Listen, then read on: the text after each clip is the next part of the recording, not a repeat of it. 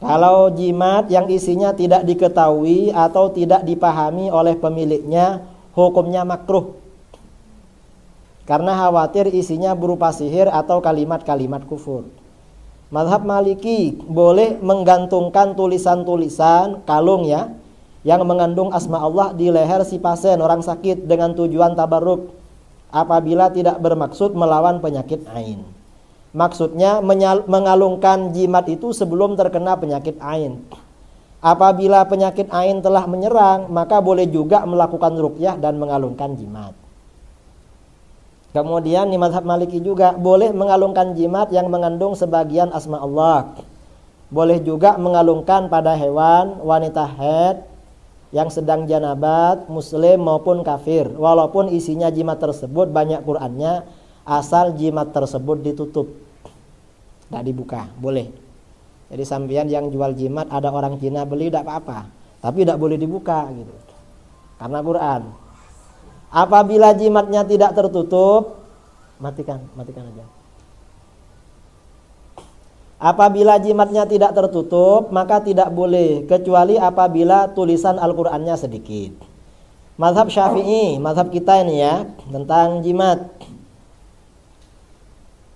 Ini Arabnya banyak sekali, nanti di copy. Tidak boleh menggunakan jimat apabila isinya tidak diketahui, atau diketahui akan tetapi meyakini bahwa jimat itu yang mendatangkan kesembuhan.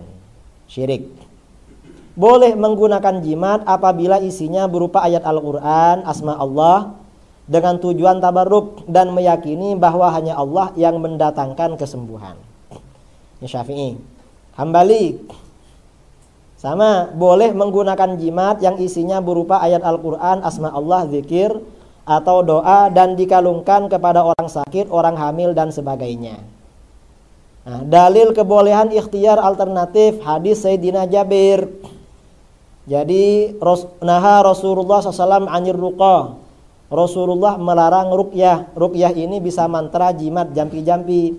Faja'a alu Amr bin Hazm ila Rasulullah SAW.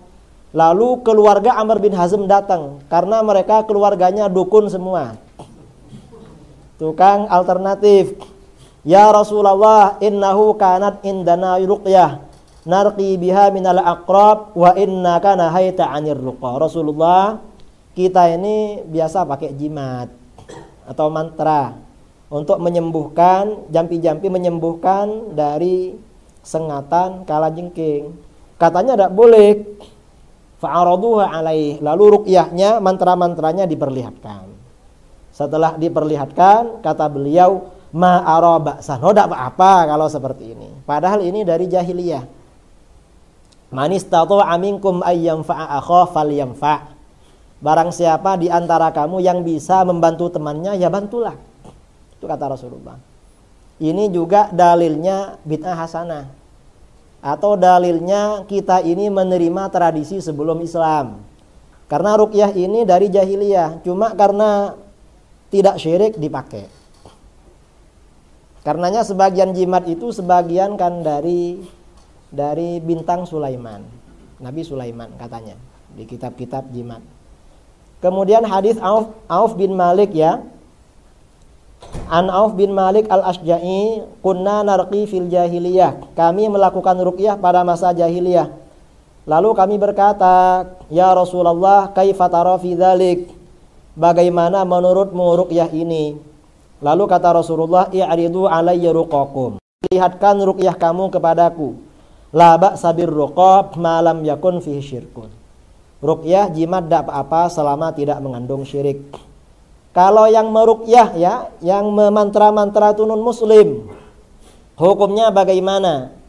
Imam Al-Baihaqi dalam As-Sunan Al-Kubra meriwayatkan, Imam Ar-Rabi, muridnya Asy-Syafi'i, berkata kepada Asy-Syafi'i, bolehkah kaum ahli kitab meruqyah seorang muslim? Imam Syafi'i menjawab, boleh apabila ruqyahnya diketahui dari kitab Allah dan zikir kepada Allah. Misalnya non muslim itu memang mengambil dari kitab samawinya dulu. Karena kadang non muslim lebih cepat sembuhnya daripada yang muslim. Jadi boleh ya, asalkan tahu penjelasannya. Dasarnya mana? Tadi itu Dasarnya apa? Imam Syafi'i dasarnya Aisyah. Jadi wa mal hujjah fi dzalik? Apa dasarnya itu? Faqal ghairu hujjah, banyak. Wa amma riwayatu sahibina wa sahibik, kalau riwayat guru kita, fa inna Malikan akhbarana an Yahya bin Sa'id an Amrah binti Abdurrahman. Imam Malik menceritakan dari Yahya bin Sa'id dari Amrah bin anna Abu Bakar radhiyallahu an, Abu Bakar dakhala Aisyah, datang kepada putrinya Aisyah, wa hiya tashtaki, Aisyah sedang sakit demam, wa yahudiyatun tarqiha, ada seorang wanita Yahudi yang meruqyahnya. Ternyata oleh Abu Bakar dibiarkan, Aisyah ini muridnya Rasulullah, masa tidak tahu syirik. Faqal irqiha bi kitabillah, kata Abu Bakar, ya wis diruqyah asalkan pakai kitab Allah. Ini dasarnya. Lalu bagaimana ada hadis yang melarang ruqyah? Kata Imam Al-Baihaqi, Uqbah bin Amir radhiyallahu an yaqul, sami'tu Rasulullah sallallahu alaihi wasallam yaqul, man 'allaqa tamimatan fala atammallahu lah, wa man 'allaqa wada'atan fala wada'allahu lah. Rasulullah SAW bersabda, siapa yang mengalungkan jimat maka Allah tidak akan menyempurnakannya.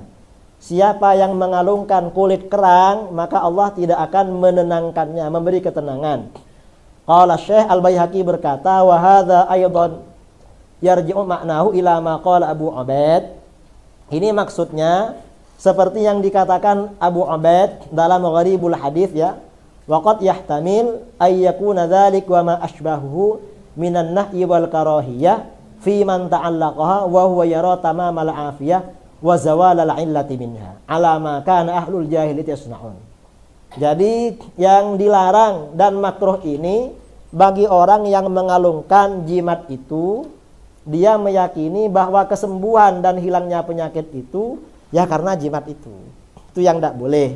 Wa amma man ta'allaqaha mutabarrikan, adapun orang yang berkalung jimat mutabarrikan bizikrillah, karena bertabarruk dengan zikir Allah, wa huwa ya'lam Allah